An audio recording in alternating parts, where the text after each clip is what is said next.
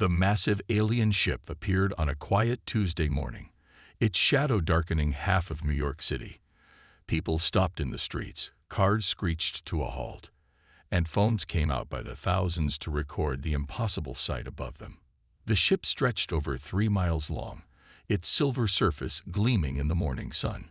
Captain James Miller stood at attention in his crisp blue United Earth Defense Force uniform, watching the alien shuttle descend to the landing pad at the UN headquarters.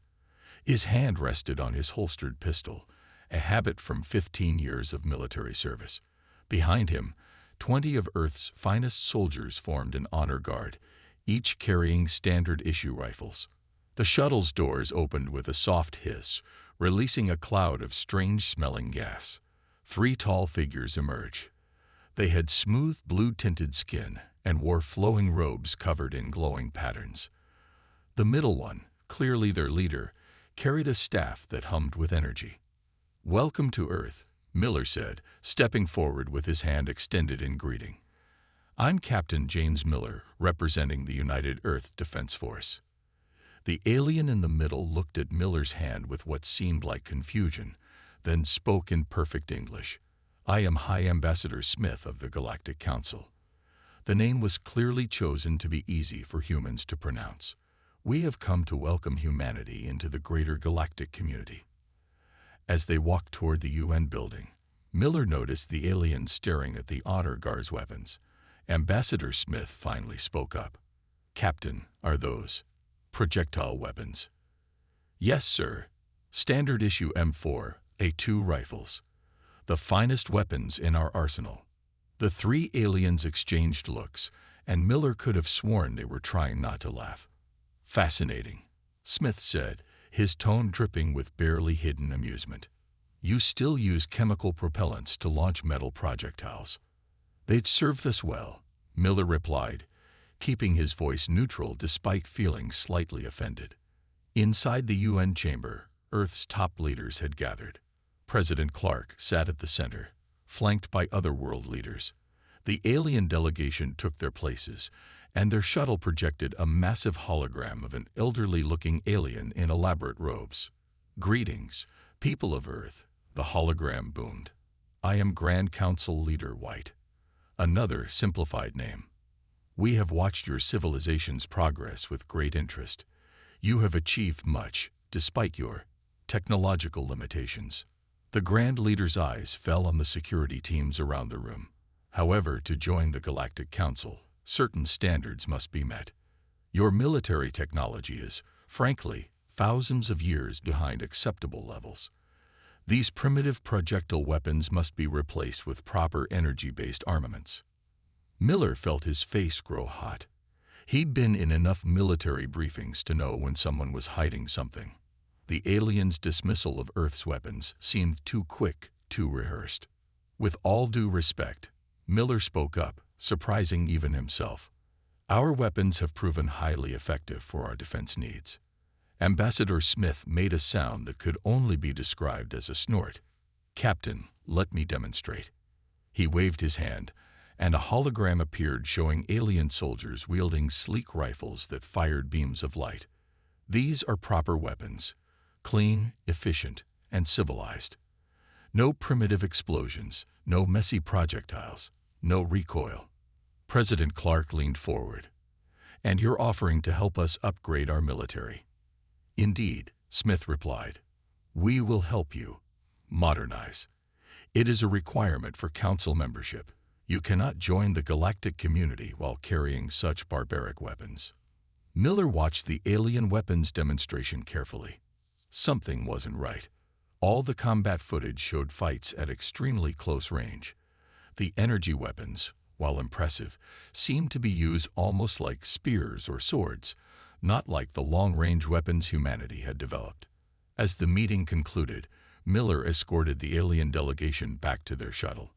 Ambassador Smith turned to him one last time. "Captain, I look forward to seeing humanity embrace proper weaponry. These guns of yours." He gestured at Miller's holstered pistol. "They belong in a museum, not in the hands of a spacefaring race."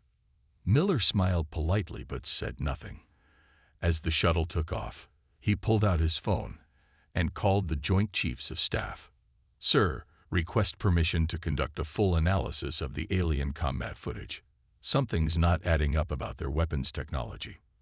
"Permission granted," came the reply. I had the same feeling. Let's find out what they're not telling us. As Miller watched the alien shuttle disappear into the clouds, he couldn't shake the feeling that the Galactic Council's offer of help wasn't quite what it seemed. Humanity's primitive weapons might just prove more important than anyone suspected. 1 week after first contact, Tom Reed sat in a dimly lit room at the Pentagon, his eyes fixed on the large screen before him. As the military's top weapons analyst, he had watched the alien combat footage hundreds of times now. Something about it kept bothering him. "Play it again," he told his assistant. "Focus on the battle scene in their capital city." The screen showed alien soldiers fighting what looked like space pirates. Their energy weapons lit up the scene with brilliant flashes of blue and green. The soldiers moved in close, very close, to their enemies before firing. "Stop." Reed jumped from his chair. "Right there. Why do they get so close before shooting? Their weapons can't be that weak." The door opened, and Captain Miller walked in. "Any discoveries?" Reed pointed at the screen. "Look at this. In every single battle, they fight like they're using swords, not guns. They never shoot from more than 50 feet away. Even when they have the high ground, they come down to fight up close." Miller frowned. "That makes no sense. The first rule of combat is to engage the enemy from a safe distance when possible." "Exactly." Reed pulled up more footage. "And look at their ships. The armor isn't solid metal like ours. It's layered with something that looks like energy shielding." Ambassador Smith chose that moment to appear at their door, making both men jump. 2 human guards stood behind him, looking uncomfortable. "Analyzing our superior technology." Smith's voice carried that now familiar tone of amusement. "Come with me. The Council has prepared a demonstration that should clear up any doubts about our weapons." They followed Smith to the National Mall in Washington, D.C., where a large area had been cleared. A sleek alien ship had landed, and several council members were setting up what looked like a shooting range. "This," Smith said, holding up a glowing rifle, "is our standard military weapon. It fires a concentrated beam of plasma, guided by magnetic fields. Clean, precise, and civilized." He pointed at a target 100 yards away. "Watch." The rifle hummed to life. A brilliant beam of energy shot out, hitting the target dead center. The metal plate glowed red-hot, then melted. "Impressive," Miller said politely. "May I?" He reached for the weapon. Smith hesitated, then handed it over. Miller took aim and fired. The weapon felt strange, almost alive in his hands. But something was odd about how it worked. "The energy beam," Miller said. "It weakens over distance, doesn't it?" Smith's face twitched. "A minor limitation. One that proper training overcomes." Reed stepped forward. "Sir, if I may." He pulled out a standard-issue pistol. "Would you like to see how our weapons perform at the same range?" "Your primitive firearm." Smith laughed. "Please, spare us the..." The crack of the pistol cut him off. The target, already weakened by the plasma blast, now had a clean hole through its center. Smith's face darkened. "Yes, well, the Council has already decided. Earth must upgrade its military technology to meet our standards. All projectile weapons must be destroyed within 1 standard galactic year. And if we refuse?" Miller asked. "Then Earth cannot join the Galactic Council." Smith's voice turned cold. "You would be isolated. No trade, no cultural exchange, no protection from hostile species." After Smith left, Reed turned to Miller. "Captain, did you see his face when I fired the pistol? He wasn't just disgusted. He was scared." Miller nodded. "Start analyzing their ship designs. Focus on their armor and shields. I want to know exactly what they're defending against, and what they're not." That evening, Miller sat in his office, writing his report to the Joint Chiefs. The Council's demands were clear: destroy all projectile weapons and switch to energy-based systems, but their insistence felt wrong. Their demonstration showed power, yes, but also limitations they weren't explaining. "Computer," he said, "send message to all Earth military commands. Do not destroy any weapons. Repeat, preserve all current weapon systems until further notice." As he looked out his window at the alien ships hovering over the city, Miller couldn't shake a simple thought.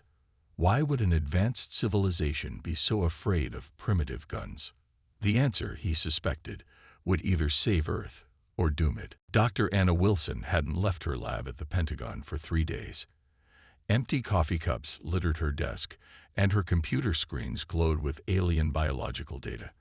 As Earth's leading expert in xenobiology, she had been studying the tissue samples the Council members had willingly provided during their goodwill medical exchange. "This can't be right," she muttered, running the test for the 4th time. The results stayed the same. Her phone buzzed. It was Tom Reed from Weapons Analysis. "Dr. Wilson, you need to see something. Coming to your lab now." 5 minutes later, Reed burst through the door, carrying a tablet. Captain Miller followed close behind. "Look at this," Reed said, putting his tablet next to her microscope. "The energy shields on their ships.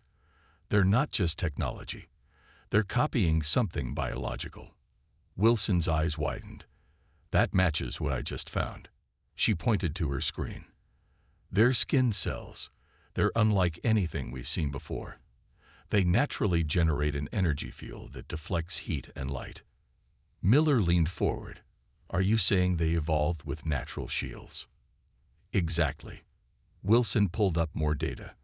Their home star was extremely unstable, producing constant energy bursts. Over millions of years, they evolved a biological defense, like an energy-deflecting force field around each cell.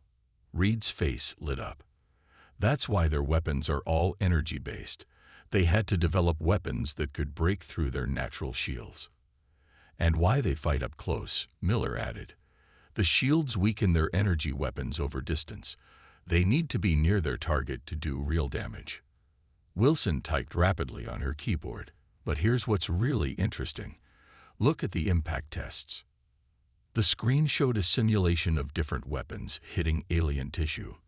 Energy weapons barely penetrated unless fired from very close range. But traditional bullets. "Physical objects pass right through their shields," Wilson said. "Their natural defenses evolved to stop energy, not solid matter. They never developed protection against projectiles because they never needed to." Miller sat down heavily. "They're not trying to help us advance. They're trying to make us get rid of the one thing that can hurt them." A loud alarm suddenly blared through the building. Red emergency lights began flashing. "Captain Miller to Command Center immediately," the speaker system announced. "Emergency situation developing." They rushed to the command center, where chaos had erupted. The main screen showed alien ships, hundreds of them, dropping out of faster-than-light travel near the moon. "Message from the Council," a communications officer reported. His face was pale. "Playing now." Ambassador Smith's image appeared on screen. His friendly demeanor was gone, replaced by cold arrogance. "People of Earth," he said, "your time for peaceful compliance has ended. Our scans show you have not destroyed your projectile weapons as ordered. In fact, you have increased production. This is unacceptable." The camera pulled back, showing the Grand Council leader beside him. "Earth will submit to technological upgrades," the leader announced. "Your barbaric weapons will be eliminated. You have 1 Earth hour to surrender and begin disarmament. Otherwise, we will demonstrate why the Council rules the galaxy." The transmission cut off. The room erupted in argument. "They played us," Miller said quietly. "All that talk about joining the galactic community. They just wanted us defenseless." Wilson looked at her data again. "But they made a mistake. They thought we'd be honored by their attention, too proud to question their superior technology. They never thought we'd discover their weakness. And now they're scared," Reed added. They know we know. That's why they're rushing to attack instead of continuing the deception. Miller straightened his uniform and turned to the room. Send emergency broadcasts to all military commands worldwide. Full deployment of all conventional forces, and get me the president. What are you thinking, Captain? Wilson asked. I'm thinking it's time to show the Council why humans develop projectile weapons in the first place. He smiled grimly. They want to teach us about superior technology. Let's teach them about superior tactics. As the command center mobilized for war, Wilson looked at the alien ships on the screen.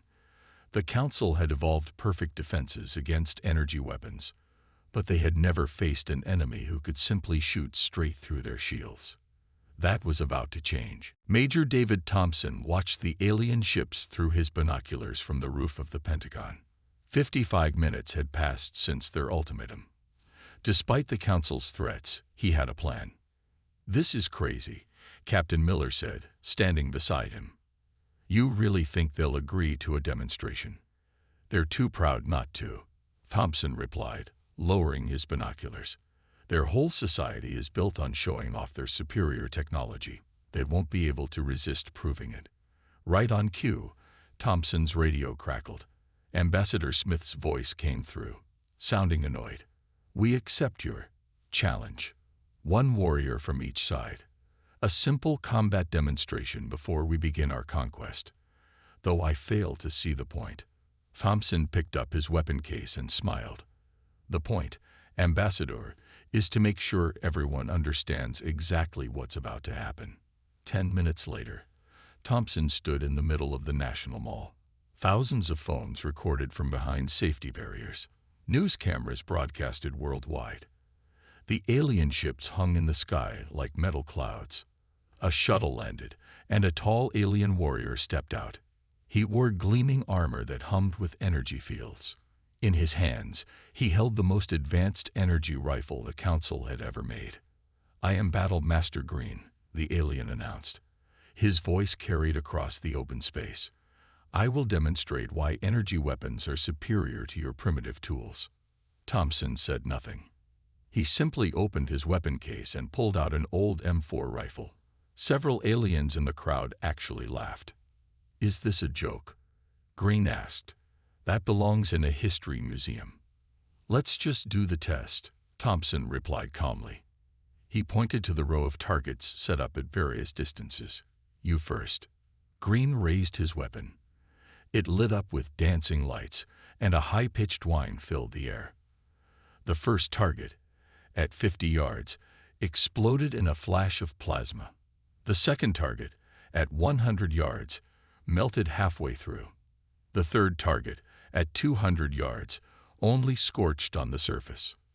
As you can see, Green announced proudly, our weapons can destroy any target.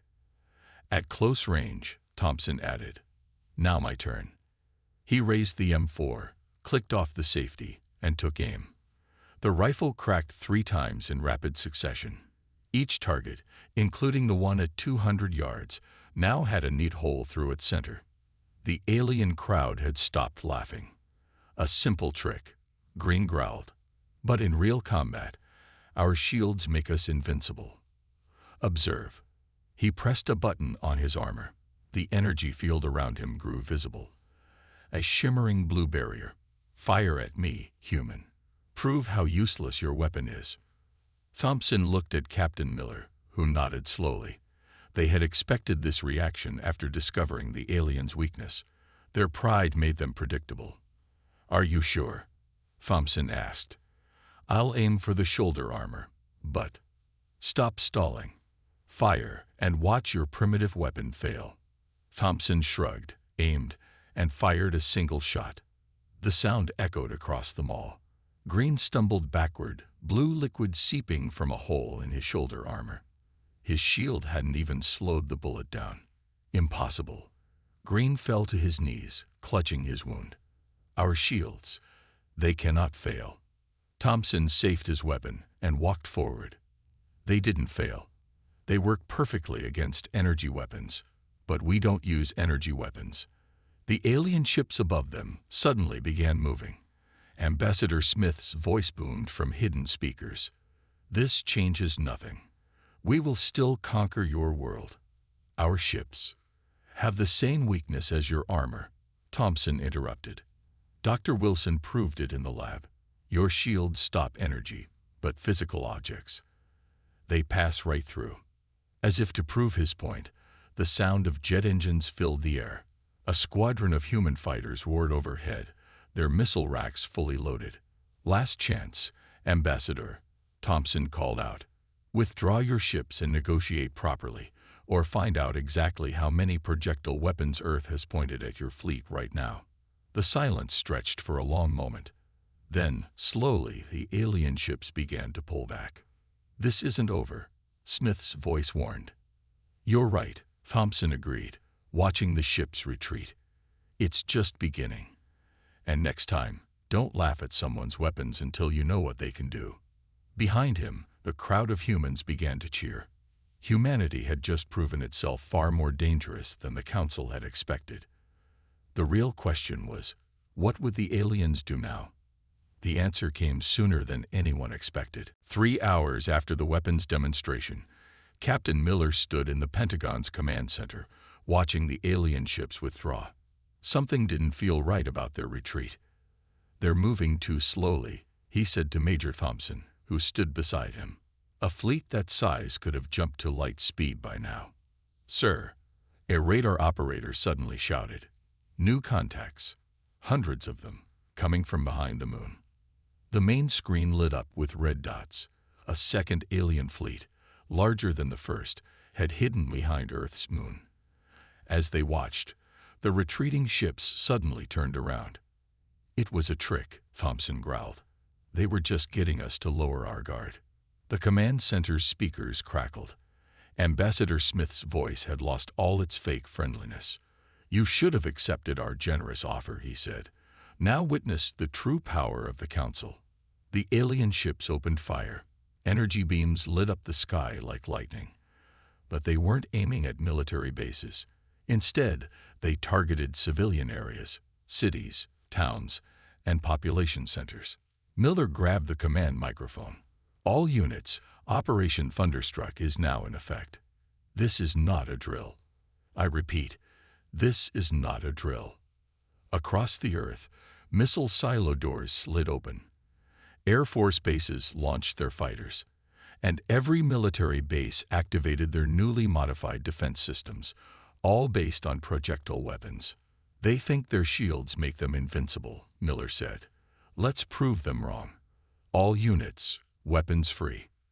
The first wave of human missiles struck the alien fleet 5 minutes later.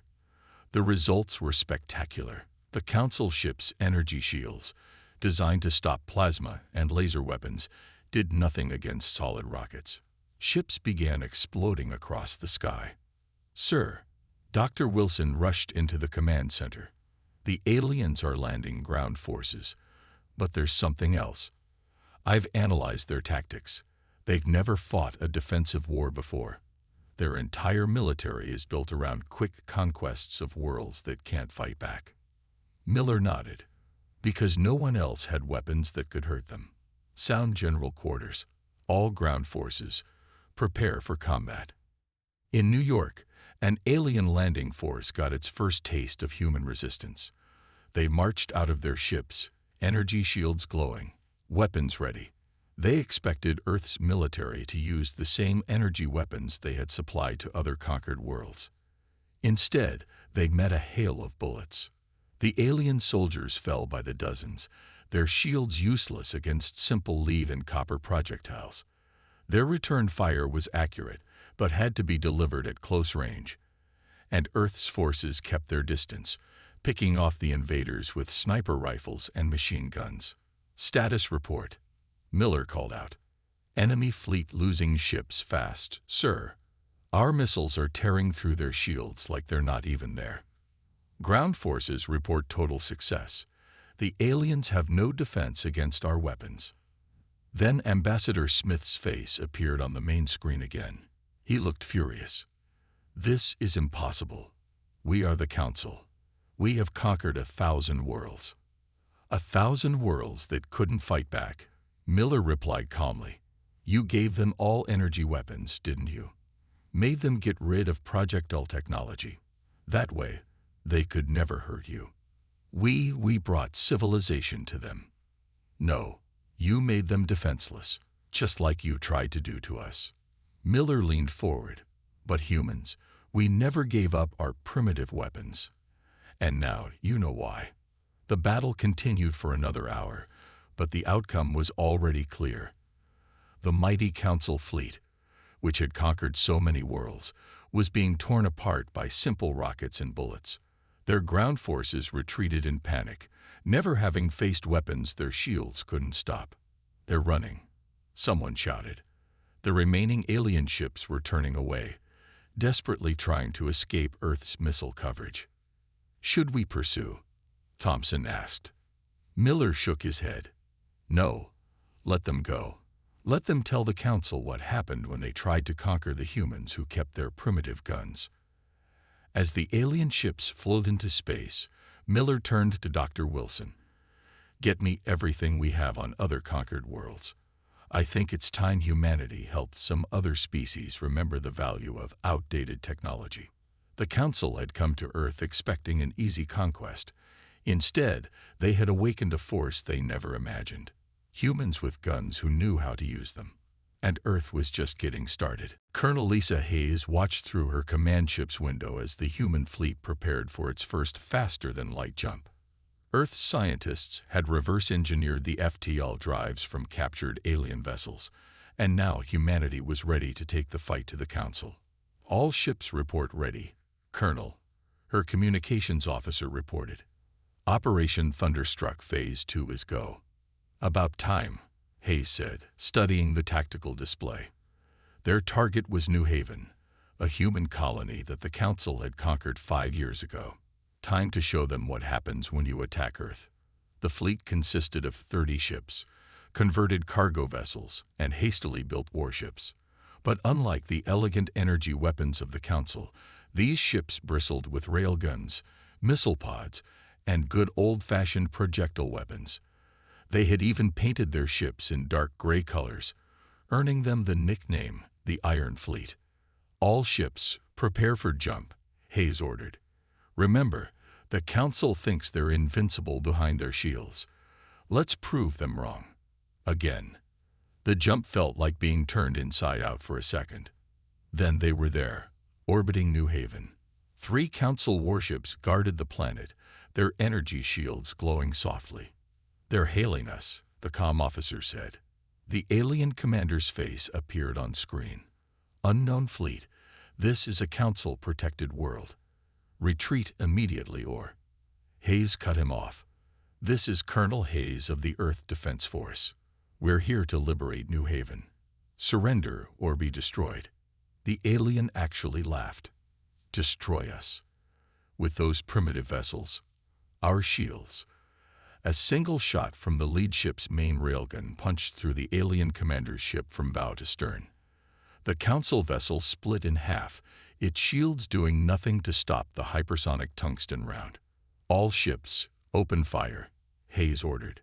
Show them what primitive weapons can do. The space around New Haven lit up with tracers and missile trails. The Council ships tried to fight back, but their energy weapons weakened over distance, while Earth's projectiles maintained full power across vast ranges. Within minutes, the alien ships were reduced to floating debris. Ground assault teams, begin your drops, Hayes commanded. Dozens of drop pods launched from the Earth ships. Inside each one, Marines carried traditional firearms alongside new weapons designed specifically to exploit the aliens' weakness, like shotguns loaded with tungsten pellets and portable railguns. In the capital city below, Council forces rushed to defensive positions. They had never lost a battle on the ground before. Their shields had always protected them. The first drop pod crashed through a Council command center's roof.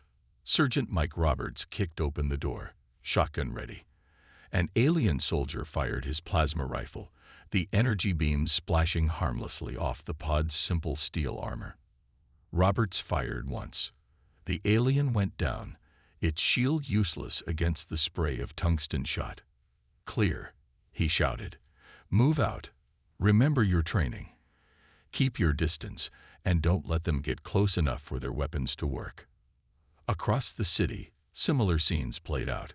Council forces found their usual tactics useless. They tried to close to effective range with their energy weapons, only to be picked off by human snipers. Their armored vehicles, designed to deflect energy weapons, offered no protection against armor-piercing rounds. "Colonel," her tactical officer called out, "Council forces are retreating from the city. They're running away." Hayes allowed herself a small smile. "Not used to fighting someone who can actually hurt them, are they? Send the message to all Council forces on New Haven. Surrender now, or we'll keep shooting." Within an hour, the entire Council garrison had surrendered. As Hayes watched human Marines raise Earth's flag over the Capitol building, her communications officer spoke up again. "Colonel, we're receiving signals from other conquered worlds. They've heard about what happened here. They're asking for help overthrowing their Council overlords." Hayes nodded. "Send word back to Earth. Tell them Operation Thunderstruck was a complete success, and request permission to begin liberating other worlds." She looked at the captured Council soldiers being led away. Time to remind the galaxy that sometimes the old ways are the best ways. The Council had spent centuries building their empire by forcing worlds to adopt their technology. Now they faced an enemy who had kept their primitive weapons, and the Council was learning that in space, just like on Earth, the most basic weapons could still be the deadliest. The war to free the galaxy had begun. 6 months after Operation Thunderstruck began, Captain Miller stood in the Grand Council chamber on their capital world. The massive room, once a symbol of the Council's absolute power, now held representatives from both Council worlds and newly liberated planets. Earth's victory had changed everything. The Grand Council leader, no longer wearing his elaborate robes, sat across the negotiation table. His arrogant smile was gone, replaced by a look of tired acceptance. Next to Miller stood Colonel Hayes, still wearing her battle-worn uniform, and Dr. Wilson, carrying data tablets filled with research. "Let us be clear," Miller said, his voice echoing in the chamber. "Earth doesn't want to rule the galaxy. We just want to make sure no one else tries to." "How far you've come," the Council leader said quietly. "From a primitive world we thought we could easily conquer, to the power that brought down our empire.